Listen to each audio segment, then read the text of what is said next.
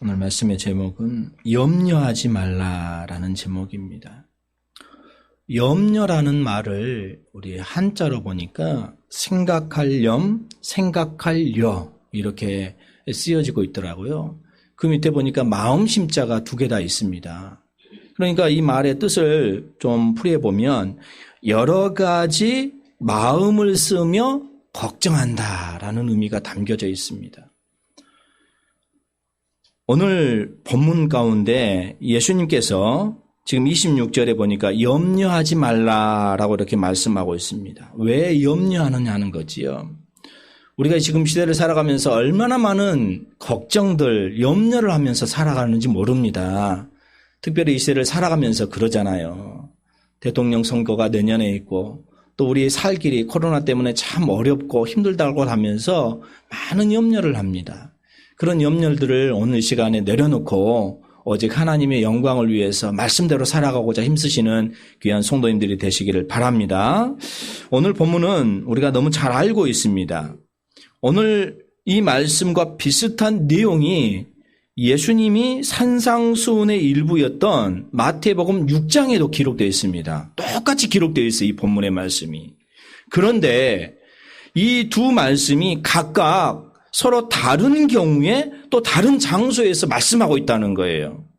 그러니까 예수님의 산상수훈은 예수님의 사역 초기에, 그러니까 갈릴리에 있던 어떤 산에 의해서 산에 가셔서 말씀을 하셨던 그런 장소이고요. 반면에 오늘 본문에 기록되어 있는 그런 시기는 예수님의 사역 후기에, 그러니까 예루살렘에 가까운 어느 유대 지방에서 주어진 말씀이다라는 거예요. 아마도 이런 말씀을 보니까 예수님은 같은 내용으로 여러 지역에 다니시면서 말씀을 반복하셨다라는 것을 우리가 알 수가 있습니다. 아무튼 오늘 배경의 본문을 우리가 잠깐 살펴보려고 합니다. 오늘 배경을 보니까 예수님이 지금 십자가를 지시기 위해서 예루살렘에 가까이 이르셨을 때의 일입니다. 그때 많은 사람들이 예수님에게로 몰려듭니다. 그래서 오늘 본문을 담고 있는 누가복음 12장 1절 한번 보실까요? 1절 말씀 우리 같이 한번 읽겠습니다. 그동안에 무리 수만 명이 모여 서로 밟힐 만큼 되었더니 예수께서 먼저 제자들에게 말씀하여 이르시되 바리새인들의 누룩 곧 외식을 주의하라. 지금 수많은 사람들이 열렬하게 예수님을 지금 환영하는 듯합니다. 지금 무리 수만 명이라고 이렇게 말하고 있잖아요. 얼마나 많은 무리들이 모여 있는지 몰라요. 많은 사람들이 열렬하게 예수님을 환영하고 있다는 거예요. 그런데 지금 그들은 얼마 가지 않아서 바리새인들을 비롯한 종교 지도자들은 그들의 선동에 따라 가지고 예수님을 십자가에 못 박으라고 아우성칠 사람들이거든요. 그 사람들과 함께 무리가 이렇게 모여 있거든요. 예수님은 이 사실을 다 알고 계십니다. 그래서 예수님은 먼저 제자들에게 그런 생각을 하시면서 몇 가지로 당부하십니다. 먼저는 말씀하고 있는 것이 지금 12장 1절 하반절에 이렇게 말하고 있잖아요. 바리새인들의 누룩 곧 외식을 주의하라 이렇게 당부하고 있는 거예요. 제자들에게. 너희들이 지금 이 무리 가운데 있지만 특별히 바리새인들 그들의 외식을 주의하라라는 거예요. 경각심을 가지라는 거예요. 그리고 두 번째로 말하고 있는 것은요. 사람들의 핍박을 두려워하지 말라라고 이렇게 말하고 있습니다. 지금 이제 5절 말씀에 말씀하고 있지요. 사람들의 핍박을 두려워하지 말라는 거예요. 그리고 나서 하는 말이 담대하라는 거예요. 그런데 이렇게 말하는 중에 그때 하나의 돌발적인 사태가 벌어집니다. 많은 무리들이 모였다 그랬잖아요. 제자들에게 그렇게 말하고 있잖아요. 자, 13절 말씀 보실까요? 13절 읽겠습니다. 무리 중에 한 사람이 이르되 선생님 내 형을 명하여 유산을 나와 나누게 하소서 하니 지금 무리 중에 한 사람이 나타나가지고 형의 유산을 나와 나누게 해달라 이렇게 말하고 있습니다. 지금 예수님은 제자들에게 말씀하고 있어요. 12장 1절에서부터 시작되고 있는 것은. 그런데 갑자기 무리 가운데 한 사람이 불쑥 앞으로 나옵니다. 그러면서 그가 당돌하게 지금 우리 가정에 이런 일이 있습니다. 내 형이 있는데 내 형 사이에 발생한 유산 문제가 있는데 예수님, 지금 우리 가정에 있는 이 유산 문제를 좀 해결해 주세요. 라고 이렇게 예수님에게 요청하고 있다는 거예요. 그때 예수님은 그 사람의 마음에 자리 잡고 있는 중심을 보십니다. 그 중심이 뭐였느냐면요, 탐심이에요. 탐심. 그래서 예수님은 무리를 향하여서 우리가 잘 알고 있는 13장부터 21절까지 우리가 제목을 부르자면 어리석은 부자의 비유, 이렇게 말씀을 하고 있거든요. 그러니까 이때 예수님의 말씀을 듣는 대상이 제자들에게서 12장 1절에서는 제자들에게 말하고 있어요. 그런데 13절부터는 무리에게로 이렇게 바뀌게 되어집니다.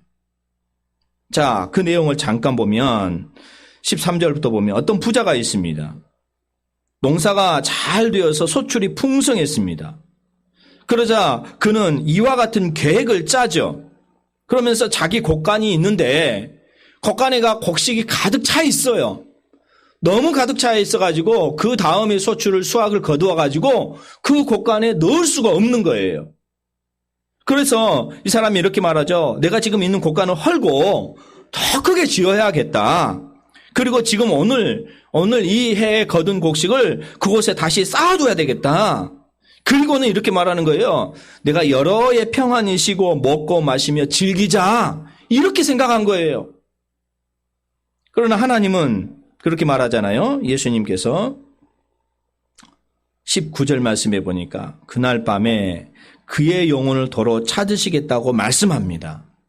그러면 지금 농부가 계획했던 그의 계획이 어떻게 됩니까? 숲으로 돌아가게 되어지죠. 예수님은 이와 같은 비유를 무리에게 말씀하시면서 이 비유의 결론을 다음과 같이 내리고 있다는 거예요. 자, 21절 같이 한번 읽을까요? 자기를 위하여 재물을 쌓아두고 하나님께 대하여 부요하지 못한 자가 이와 같으니라. 부자는 자기를 위하여 땅에 재물을 쌓아두고자 했습니다. 말하자면 그는 자기에 대해서 부요하고자 했다는 거예요. 그러자 하나님은 그의 영혼을 도로 찾으시면 그는 자기에 대해서도 부요할 수가 없을 것입니다. 그는 어리석게도 이 사실을 깨닫지 못하는 거예요. 여러분, 지금 이 정치적으로 보면서 잘 생각해 보세요. TV 매스컴을 통해서 오늘 많은 것들을 보잖아요. 지난주에 우리 전 대통령이 돌아가셨잖아요. 그러면서 많은 일들을 우리 광주 사태도 있었고 전 세계적으로도 여러 가지 이슈들을 이렇게 많이 펼치고 있는 것을 볼 수 있잖아요. 얼마나 많은 일들을 행하였습니까? 아직도 광주가 잊지 못하고 또 사과하기를 바랬는데 사과하지도 못했다고 하면서 얼마나 많은 정치적인 이슈들이 이렇게 나타나고 있는지를 몰라요. 그렇습니다. 그 사람들은 그랬잖아요. 이 세상에 자기가 누리고 있는 명예, 권력, 많은 부를 쌓으려고 했잖아요. 결국에 가서는 어떻습니까? 아무것도 가지고 가지 못하는 일이 벌어지게 되어진다는 거죠. 이 부자도 마찬가지인 거예요. 오늘 본문전에 나타나고 있는 부자도 마찬가지인 거예요. 그러면 여러분, 우리가 생각해야 할 거 있어요. 이 비유를 통해서 예수님이 말씀하시고자 하는 의도가 뭐냐는 거예요. 우리는 그렇습니다. 하나님의 말씀을 내 마음속에 깊이 깨닫는 것도 중요하지만 예수님께서 말씀하신 그 의도를 더 깊이 깨달아서 우리가 실천에 옮기는 것이 더 중요합니다. 오늘 이 예수님께서 21절 말씀에 보니까 이렇게 말하고 있잖아요. 자기에게 부요한 자가 되지 말고 하나님께 대하여 부요한 자가 되라, 이렇게 말씀하고 있습니다. 그러기 위해서는 자기를 위하여 땅에 재물을 쌓아두지 말고 하늘의 재물을 쌓아두라라는 말씀이에요. 이와 같은 예수님의 말씀을 들으면서 여러분 어떤 생각을 하십니까? 아마도 자기의 고개를 갸우뚱거리는 사람도 있을 것입니다. 아니, 이렇게 생각할 수 있어요. 아니, 좀 남아 돌아갈 때 앞날을 예비하는 것이 왜 어리석습니까? 아무런 예비가 없이 어려운 일을 당하면 오히려 그것이 더 어리석은 것 아닙니까? 이렇게 질문할 수가 있습니다. 바로 여기에 대한 답변으로 오늘 본문의 말씀이에요. 오늘 본문 22절부터 26절까지의 말씀인 거예요. 예수님은 오늘 본문의 말씀을 주셨어요. 한마디로 뭐냐면요, 하나님께 대하여 부요한 자가 하나님이 친히 돌보신다는 거예요. 그렇기 때문에 자신의 재물을 하늘에 쌓아두라라는 말씀입니다. 자신의 앞날에 대해서 전혀 염려할 필요가 없다라는 말씀이에요. 물론 이와 같은 사실이 모든 사람에게 해당되지 않습니다. 하나님의 돌보심은 하나님의 백성들에게만 국한이 되어 있습니다. 그렇기 때문에 예수님은 오늘 본문의 말씀을 다시 제자들에게 이렇게 옮겨져 가고 있다는 거예요. 말하자면 말씀의 대상이 지금 다시 제자들에게도 옮겨져 가고 있다는 거예요. 그래서 12장 1절부터 제자에게 말씀했다가 다시 중반절에 무리에게 말씀하셨다가 또 다시 제자들에게 말씀을 하고 있다라는 것입니다. 사랑하는 오늘 귀한 성도 여러분, 지금 우리가 이 시대를 살아가면서 많은 염려를 하면서 살아갈 수밖에 없는 것 같아요. 그들 스스로가 우리 자신들의 삶을 책임져야 되기 때문에. 그래서 그들은 항상 염려합니다. 그들은 쉬지 않고 염려합니다. 범사에 염려하면서 살아가는 거예요. 그러나 하나님의 백성인 저와 여러분들은 그런 염려 안에서 살아가는 것이 아니라 말씀대로 우리가 말씀 속에서 예수님이 기쁘신 뜻을 깨달아 나갈 수 있는 귀한 성도님들이 되시기를 바랍니다. 왜요? 하나님은 우리 아버지가 되시기 때문에 그의 자녀인 우리를 돌보시면서 우리의 삶을 책임져 주시기 때문에 그렇기 때문에 우리는 항상 기뻐하고 쉬지 말고 기도하고 범사에 감사하면서 살아가게 되어지는 우리의 삶이 되시기를 바랍니다. 그러면 어떻게 사는 것이 하나님에 대하여서 부유한 자로 살아가는 것일까요? 자, 오늘 말씀을 좀 더 자세히 살펴보도록 하겠습니다. 가장 큰 먼저는 우리는 하나님의 목적을 깨달아야 된다는 것입니다. 하나님은 온 세상의 만물의 주인이시잖아요. 창세기 1장 1절에 태초에 하나님이 천지를 창조하시니라. 우리에게 목숨을 주신 분도 하나님이시고 우리에게 몸을 주신 분도 하나님이시잖아요. 그러면 왜 하나님은 우리에게 목숨과 몸을 주셨을까요? 우리가 하나님의 목적을 분명하게 깨닫게 되어지면 우리는 염려에서 벗어날 수가 있습니다. 자, 22절 말씀 보실까요? 22절 읽겠습니다. 또 제자들에게 이르시되 그러므로 내가 너희에게 이르노니 너희 목숨을 위하여 무엇을 먹을까 몸을 위하여 무엇을 입을까 염려하지 말라. 구약 성경을 보면 이스라엘의 그런 날씨를 잠깐 보면 이스라엘 땅에 가뭄이 찾아옵니다. 그렇게 되면 농사짓기가 쉽지 않습니다. 그 결과 먹고 살기가 어려워집니다. 우리나라도 그렇잖아요. 우리나라 사계절이 뚜렷하지만 봄에 여름철에 씨앗을 심으려고 했을 때 비가 오지 않냐고 가뭄이 되어지면 얼마나 어려운지 몰라요. 많은 매스캠들이 많이 이렇게 그 가뭄을 이렇게 이슈화해가지고 방송하는 것들을 우리가 볼 수가 있잖아요. 하물며 이 이스라엘 땅에 그 황막한 그런 땅에 더군다나 이 비가 오지 않는다면 얼마나 더 황량하겠냐라는 거지요. 이루 상상할 수가 없는 그런 상황인 거지요. 그런데 이스라엘 땅에 그만큼 또 가뭄이 찾아옵니다. 그렇게 되면 더 농사를 짓기가 쉽지 않죠. 그러니까 먹고 살기가 더 어려워진 거예요. 뿐만 아니라 어려운 경제 여건 때문에 의복을 사서 입기도 힘들어집니다. 여러분 출애굽하는 백성들을 보세요. 이 출애굽하는 백성들을 하나님께서 먹이시며 입히시며 모든 것들을 지켜주셨잖아요. 디모데전서 6장 8절에 보니까 우리가 먹을 것과 입을 것이 있은즉 족한 줄로 알 것이니라 라고 이렇게 말하는데요. 문자 그래도 그 당시에는 먹을 것과 입을 것이 있으면 그것만으로 족한 줄을 여길 수 있었던 때인 거예요. 그만큼 형편이 어려운 때입니다. 그래서 대부분의 사람들은 무엇을 먹을까 무엇을 입을까 늘 염려하면서 살아갔습니다. 바로 그와 같은 때에 예수님이 지금 그의 제자들에게 그들의 목숨을 위하여 무엇을 먹을까 염려하지 말라라고 이렇게 22절에 말씀하고 있는 거지요. 예수님은 그의 제자들에게 그의 몸을 위하여 무엇을 입을까 염려하지 말라 이렇게 말씀하고 있는 것입니다.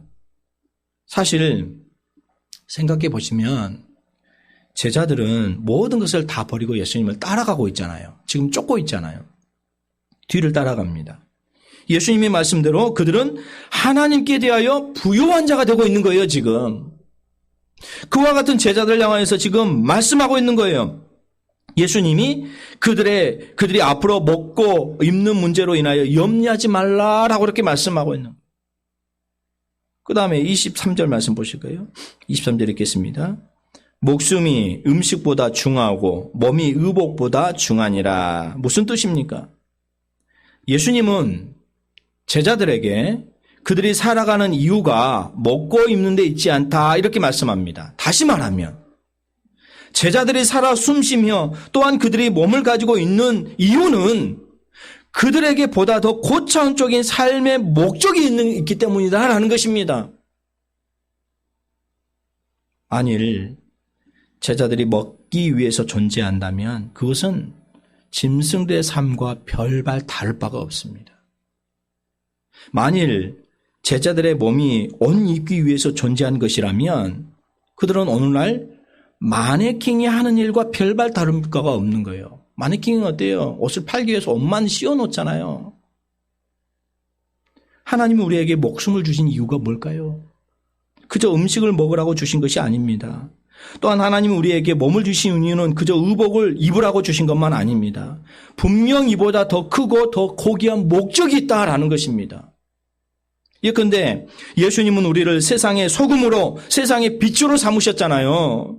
예수님은 우리가 세상을 변화시킴으로 하나님께 영광 돌리기를 바라신다는 것입니다. 또한 예수님은 우리를 증인으로 삼으셨습니다. 예수님은 우리가 하나님 나라를 확장해 나가기를 바라신다라는 것입니다. 이와 같이 우리에게 해야 될 사명이 있는 거예요. 바로 이와 같은 사명을 위해서 우리에게 목숨을 주셨고 우리에게 몸이 주어졌다는 거예요.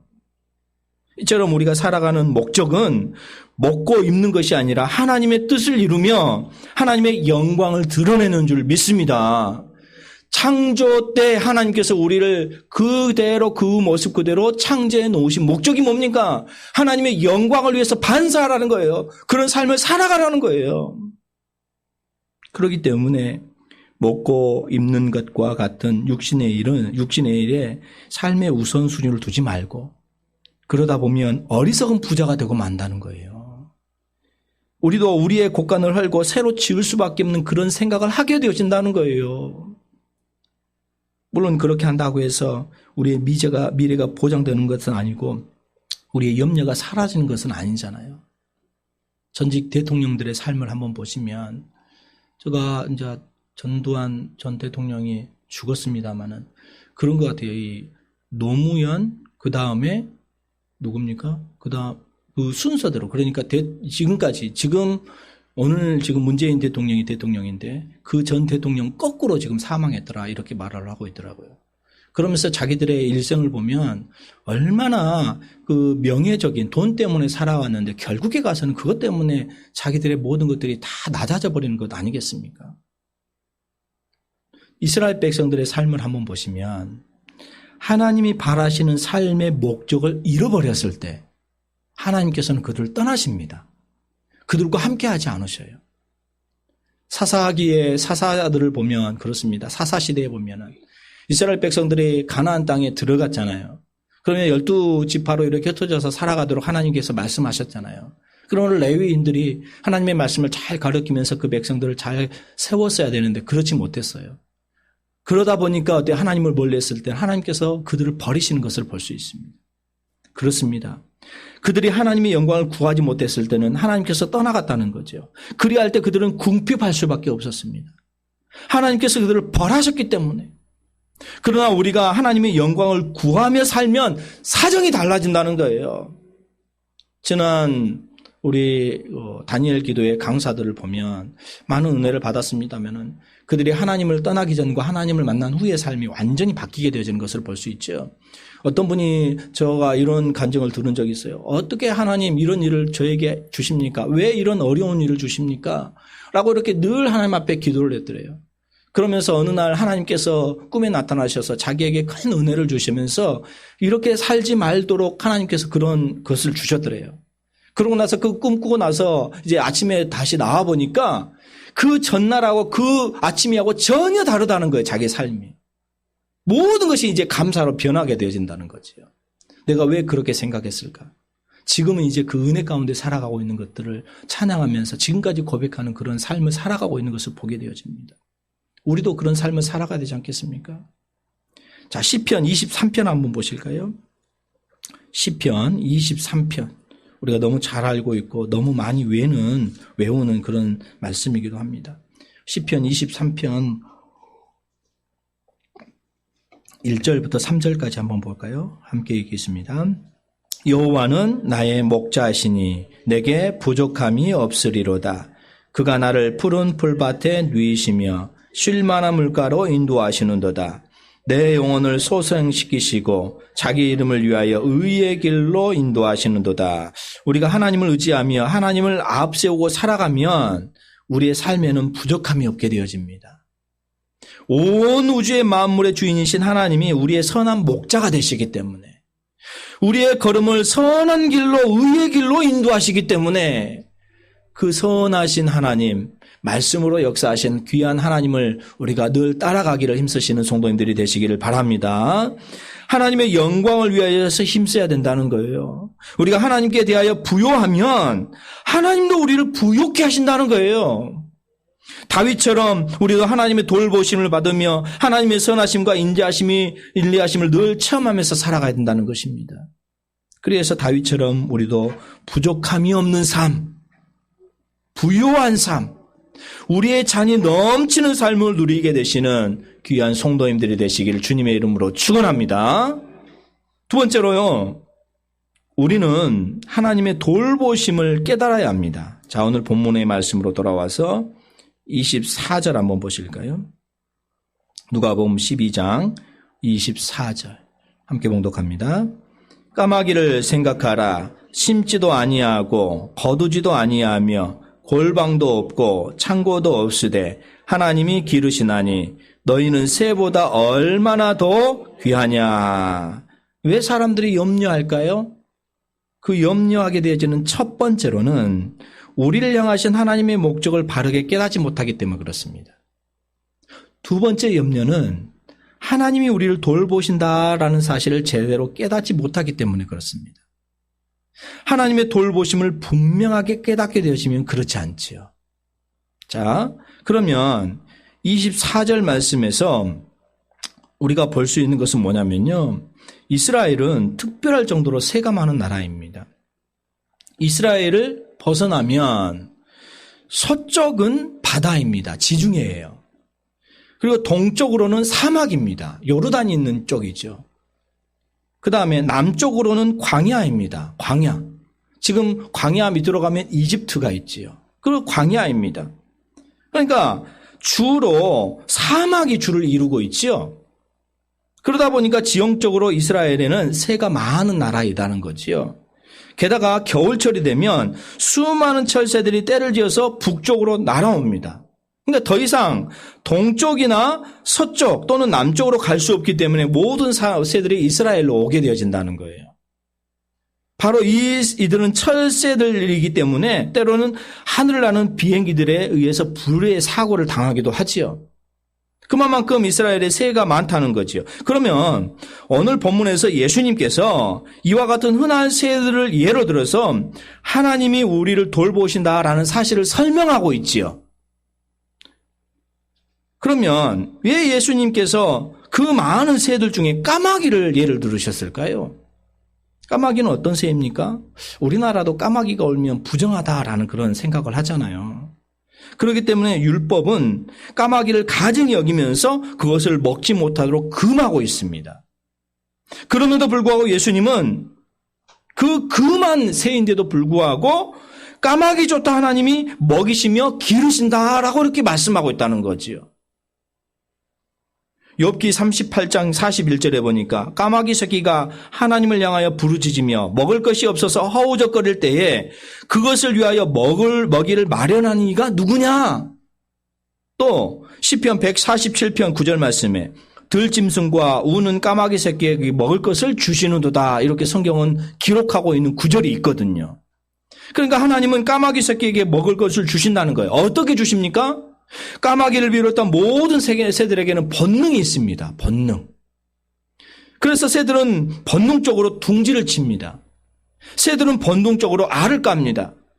또한 새들은 본능적으로 새끼에게 먹이를 갖다 먹입니다. 그러면 까마귀를 비롯한 모든 새들에게 본능을 주신 분이 누구이십니까? 하나님이시잖아요. 그러니까 하나님은 본능을 통해서 까마귀를 먹이시고 또 까마귀 새끼에게 이미 어미의 본능을 통해서 먹을 것을 주시게 되어진 것을 알다는 것이지요. 그러면 오늘 본문에서 예수님이 말씀하신 바가 뭐냐? 새들은 농사 짓는 법이 없습니다. 새들은 심지도 않습니다. 거두어 들이지도 않습니다. 골방이나 창고에 모아들이지도 않습니다. 그럼에도 불구하고 염려하지 않는다는 거지요. 그렇기 때문에 새들은 둥지를 헐고서 더 크게 짓는 법이 없습니다. 새들은 잡은 벌레를 더 많이 쌓아두지도 않습니다. 새들은 여러 해 먹을 벌레들을 많이 쌓아두고서 그래? 내가 이제 많이 쌓아두니까 좀 떵떵거리면서 좀 쉬면서 먹고 즐기는 법이 없는 거지요. 그런데 사람들은 어떻습니까? 특별히 우리가 많은 경험을 하잖아요. 코로나 때문에 참 어렵다 이렇게 말하면서 염려하는 사람들이 너무 많습니다. 하나님은 사람에게 지혜를 주셨잖아요. 그러게 사람은 농사 지을 줄 압니다. 사람은 심기도 압니다. 거두기도 압니다. 곳간에 모아들이기도 합니다. 그러면서 사람들은 계속해서 무엇을 먹을까 염려합니다. 참으로 어리석잖아요. 정치적으로 많은 사람들이 그래요. 조금 높은 자리에 가면 내가 조금 더 편히 쉬자고 하면서 많은 것들을 알면 그것에 투자하고 또 투자하고 있음에도 불구하고 또 투자하고 그래서 얼마나 이 집을 많이 가지고 있는 사람들 그런 공직자에 못하게 요즘 많이 제재하는 것들을 볼 수 있잖아요. 또 뭐 개발이 되려고 하면 미리 알아가지고 또 투자해가지고 얼마나 많은 것들을 이렇게 남기려고 하는 것들을 볼 수 있잖아요. 왜 그런 일이 벌어질까요? 좀 더 먹자, 좀 더 잘 살자, 좀 더 쌓아두자 이런 것들 때문에 그러지 않습니까? 참으로 어리석은 일이다라는 거예요. 그러면서 오늘 본문 24절 끝부분에서 예수님께서 이런 말씀을 하잖아요. 너희는 새보다 얼마나 귀하냐?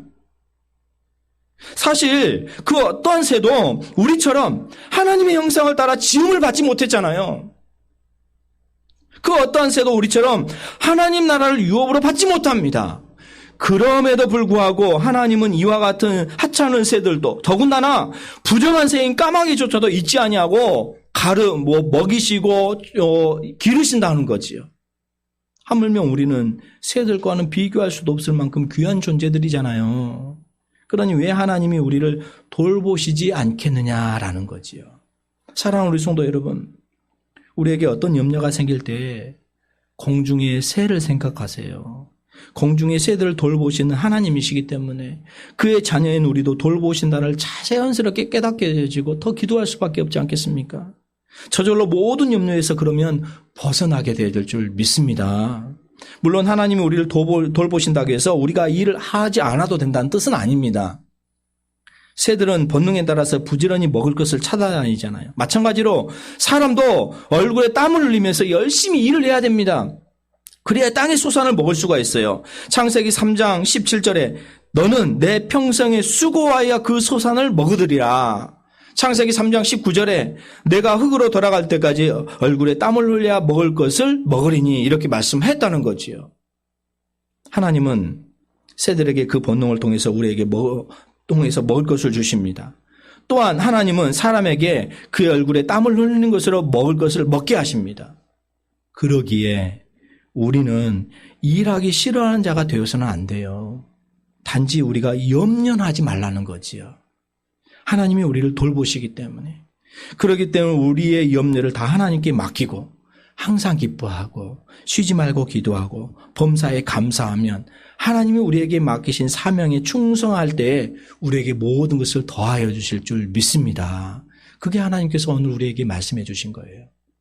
자, 세 번째로요. 우리는 하나님의 주권을 깨달아야 됩니다. 자, 25절부터 26절 함께 읽을까요? 25절, 26절 읽겠습니다. 또 너희 중에 누가 염려함으로 그 길을 한 자라도 더할 수 있느냐? 그런즉 가장 작은 일도 하지 못하면서 어찌 다른 일들을 염려하느냐? 왜 사람들이 염려에서 벗어나지 못할까요? 첫 번째로 우리를 향하신 하나님의 목적을 깨닫지 못하기 때문에 그런 거예요. 두 번째로 하나님의 돌보심을 깨닫지 못하는 것이에요. 세 번째로 하나님의 주권을 깨닫지 못하는 거예요. 자, 25절 다시 한번 보면요. 또 너희 중에 누가 염려함으로 그 길을 한 자라도 더할 수 있느냐. 우선 이 말씀의 뜻을 좀 더 정확하게 살펴볼게요. 여기서 25절에 보니까 한자 이런 말씀이 있잖아. 한자. 본래 뜻은 한 규빗입니다. 한 규빗. 한 규빗은 오늘날로 말하면 이 팔꿈치에서 손끝까지예요. 한 규빗. 이 한 규빗이거든요. 사람의 팔꿈치에서 손가락 끝까지의 길이를 가리키는 거예요. 그러면 이걸 정확하게 좀 자로 재보면 약 45cm 정도 나온다 그래요. 한 규빗이. 그러면 여러분 생각해 보세요. 이 세상에서 자기 키를 한 규빗이나 더하기를 바라는 사람이 과연 몇 명이나 되겠느냐는 거예요. 여기 키에다가 한 규빗을 더해 보세요. 이렇게. 얼마나 큽니까? 이렇게 물론 작은 사람은 그 크기를 바라겠죠. 그런데 보통 사람이라면 이 크기를 바라는 사람이 없다는 거예요, 지금. 150cm 정도는 되는 사람이 한 규빗을 더하면 그 키가 195cm입니다. 상당히 크죠. 그 정도 자기 키가 커지기를 바라는 사람이 과연 얼마나 될까? 물론 작으면 크기를 바라지만 이 정도의 크기는 아니라는 거지요. 자, 26절에 보니까 그런즉 이런 말씀하고죠. 가장 작은 일도 하지 못하면서 이렇게 말하고 있습니다. 여기에서 예수님은 한 사람이 그 키를 한 자나 더하는 것을 큰 일이 아니라 작은 일이라고 이렇게 말하고 있어요. 그러면 가장 작은 일이라고 말씀하셨는데 사람이 자기 키에 한 규빗을 더하는 것은 작은 일이 아니잖아요. 지금 큰 일이에요. 큰 일. 엄청나게 큰 일인 거예요. 그런데 우리말 성경에는 예수님의 의도를 잘 살려서 번역하지를 못했습니다. 그리고 여기에 또한 키라는 단어를 사용하고 있습니다. 이 경우에 따라서 사람의 신장을 뜻할 때도 있지요. 그러나 같은 단어가 경우에 따라서는 사람의 나이나 수명을 뜻할 때도 있습니다. 그러니까 헬라어 성경을 보면 이 뜻을 좀 자세히 살펴볼 수 있는데 우리나라 성경은 좀 여러 가지로 번역을 했어요. 요한복음 9장 21절에는 그에게 물어보소서 그가 장성하였으니 자기의 일을 말하리라. 그러니까 똑같은 단어를 쓰고 있지만 해석을 달리했다는 거예요. 장성이라는 단어를 요한복음 9장 21절에는 쓰고 있어요. 그럼 오늘 본문에는 키라고 쓰고 있다는 거예요. 그러니까 사람이 장성했다고 해서 그의 키가 반드시 큰 것은 아니라는 것입니다. 예를 들면 제가 말씀을 드렸던 설교 가운데 이 삭개오에 대해서 우리가 알잖아요. 삭개오는 장성했지만 키는 작았습니다. 따라서 여기에서 장성은 사람의 키가 아니라 사람의 나이를 뜻한다는 거지요. 마찬가지로 오늘 본문에 키로 번역된 단어도 사람의 신장을 의미하지는 않습니다. 오히려 사람의 나이, 곧 사람의 수명을 의미합니다. 그러니까 예수님의 말씀은 이와 같은 뜻인 거예요. 사람이 염려해봤자 자기 수명을 한 자라도 더하지 못한다는 거예요. 예수님도 오늘 본문에서 상징적으로 말씀하고 있어요. 사람이 염려함으로 그의 수명을 조금이라도 더할 수가 없다는 거예요. 많은 정치적인 사람들이 자기 재산을 쌓고 또 쌓습니다. 그런다고 해서 자기 수명을 한 자라도 더 늘릴 수가 있습니까? 대통령으로 이렇게 이제 복무를 하고 이제 그만두었다고 자기 재산을 쌓았습니다. 그렇다고 해서 자기 수명을 한 자라도 더 쌓을 수 있습니까? 제가 이집트에 가봐서 이스라엘 그 피라미드도 봤고 그 람세스 왕의 무덤도 가서 봤습니다. 얼마나 많이 화려하게 했는지 몰라요. 그럼에도 불구하고 자기 수명을 한 자라도 더 할 수 없는 거지요.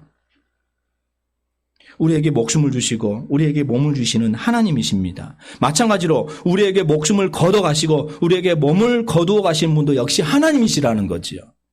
하나님이 이 세상의 모든 것의 주인이시기 때문에 사실 우리가 어디에서 태어날 것인가 이것은 우리가 결정되지 않지요. 하나님이 결정하신 거지요. 마찬가지로 우리가 얼마나 살 것인가 이것도 우리가 결정되어지지 않습니다. 하나님이 결정하십니다. 인간의 생과 사는 하나님의 주권에 관한 문제인 거지요. 그런데 오늘 많은 사람들이 어때요? 조금이라도 더 오래 살려고 온갖 노력을 기울이지 않습니까? 음식을 가려 먹습니다. 다이어트를 합니다. 열심히 운동을 합니다. 비타민을 비롯한 많은 약들을 복용합니다. 병원에 가서 정기 검진도 받습니다. 물론 이와 같은 것들이 나쁘다는 뜻은 결코 아닙니다. 우리가 건강해야 되죠. 하지만 우리가 하나님이 우리에게 허락하신 삶의 질을 높여야 된다는 거죠. 질을.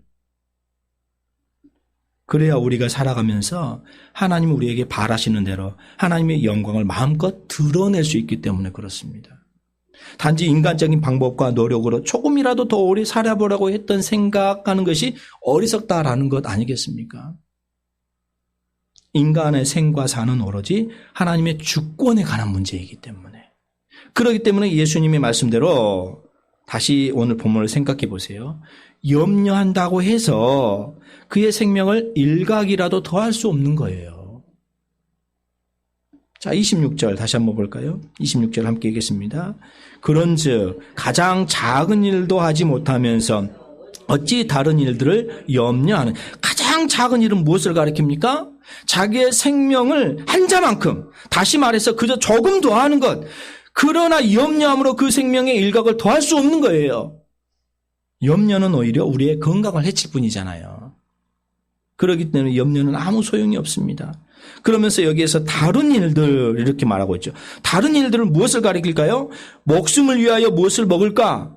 몸을 위하여 무엇을 입을까라는 그런 것들입니다. 이와 같은 건 염려도 소용이 없습니다. 그러니까 인간의 생사뿐만 아니라 인간의 화복 역시 하나님이 주관하시기 때문에. 그러면서 이제 마지막으로 제자들에게 말씀하고 있는 것이 뭐예요? 12장 31절입니다. 31절 함께 읽겠습니다. 다만 너희는 그의 나라를 구하라. 그리하면 이런 것들을 너희에게 더하시리라. 이스라엘 백성들이 광야에서 아무것도 하지 않았지만 하나님께서 먹고 입히시고 모든 것들을 지켜주셨잖아요. 낮에는 구름기둥, 밤에는 불기둥으로. 그럼에도 불구하고 이스라엘 백성들 어때요? 원망하고 불평했습니다. 다시 이집트로 갔으면 좋겠다. 다시 애굽으로 갔으면 좋겠다. 우리가 무엇을 먹을까, 무엇을 입을까 염려하지 마시기 바랍니다. 먹고 입는 것이 우리를 향하신 하나님의 목적이 아니기 때문에. 우리를 향하신 하나님의 목적은 우리가 하나님의 나라를 구하면서 하나님께 영광을 돌리는 데 먼저 있습니다. 그런 삶을 살아가라는 거예요. 내가 그렇게 감사하면서 영광을 돌리면서 살아가라는 거죠. 우리를 향하신 하나님의 목적대로 하나님의 나라를 구할 때, 하나님께 영광을 돌릴 때, 그리하면 하나님께서 우리를 지키시며 보호하신다는 거지요. 우리가 사는 날 동안에 하나님 우리에게 필요한 모든 것들을 우리에게 도와주시는 거예요. 우리의 생사화복은 오로지 하나님의 손에 달려있음을 명심하시기 바랍니다. 하나님에게 모든 주권이 있기 때문에. 저는 그렇게 늘 생각합니다. 얼마 삶지를 않았지만 벌써 이제 반백년이 이제 넘어가고 있습니다. 저도. 그런데 이제 남은 것을 생각해 봤을 때 그런 거예요. 우리가 이제는 삶으로 살아내야 되겠다. 말씀으로 우리가 살아내게 되겠다. 그게 가장 중요한 것 같아요. 생각은 하고 있지만 실천하지 못하는 그런 삶을 떠나서 이제는 삶으로 옮겨야 된다는 거예요. 하나 사람에게 잘 보이는 것이 아니에요. 오늘 예수님께서 이렇게 12장 1절에 이렇게 말하고 있잖아요. 바리새인들의 누룩 곧 외식을 주의하라는 거죠. 우리 또한 마찬가지예요. 신앙생활 잘나간다고 하면서 외식적으로 살아가면 안 된다는 거예요.